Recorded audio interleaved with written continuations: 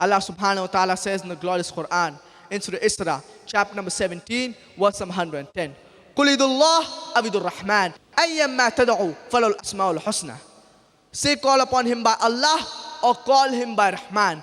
By whichever name you call him, to him belong the most beautiful names. And there are no less than 99 different names given to Allah subhanahu wa ta'ala. For example, Ar-Rahman, Ar-Rahim, most gracious, most merciful, Al-Hakim, most wise. But the crowning one is Allah. Why do we Muslims prefer calling Allah with the Arabic word Allah instead of the English word God? Because a person can play mischief with the English word God. For example, if we add S to God, so it becomes gods, that is the plural of God.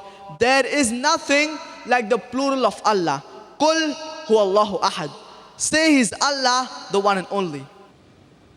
If we add DESS to God, so it becomes goddess, that is female God. There is nothing like female Allah or male Allah in Islam. If we add mother to God, so it becomes God mother. There is nothing like Allah mother or Allah Ammi in Islam. If we add father to God, so it becomes Godfather. He is my Godfather. He is my guardian. There is nothing like Allah Father or Allah Abba in Islam. If we prefix tin to God, so it becomes tin God. That is a fake God. There is nothing like tin Allah or fake Allah in Islam. That is the reason we Muslims prefer calling Allah with the Arabic word Allah instead of the English word God. And many human beings, they say that if Almighty God, He can do anything and everything, then why can't He become a human being?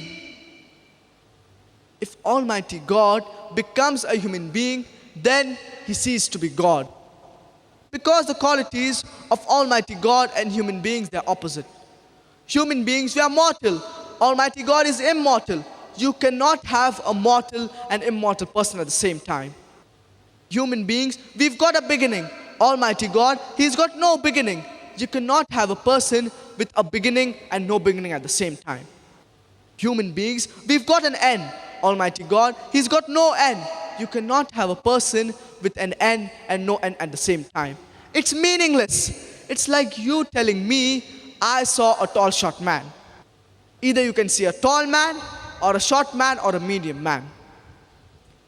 We human beings, we require to eat. Allah subhanahu wa ta'ala says in the glorious Quran, in Surah Anam, chapter number 6, verse number 14, وَهُوَ يُطْعِمُ وَلَا يُطْعَمُ.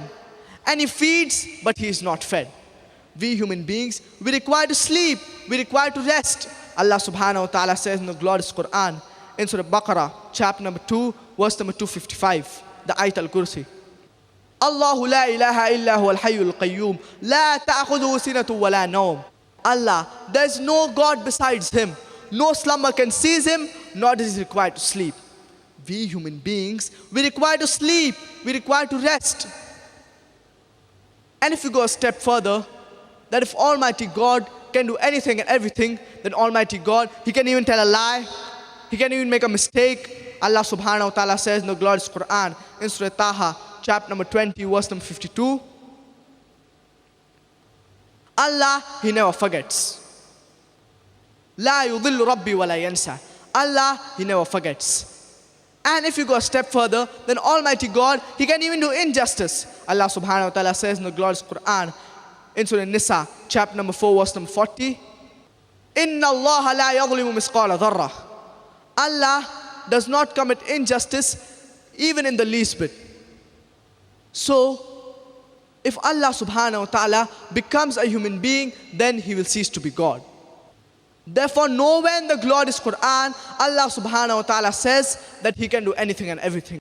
What does He say? Inna Allah ala kulli shayin qadir. For verily, Allah hath power over all things. In several places, in Surah Baqarah, chapter number 2, verse number 106, in Surah Baqarah, chapter number 2, verse number 109, in Surah Baqarah, chapter number 2, verse number 284, in Surah Al Imran, chapter number 3, verse number 29, in Surah Nahl, chapter number 16, verse number 77, and in Surah Fatir, chapter number 35, verse number 1. Inna Allah ala kulli shayin qadir. For verily, Allah hath power over all things.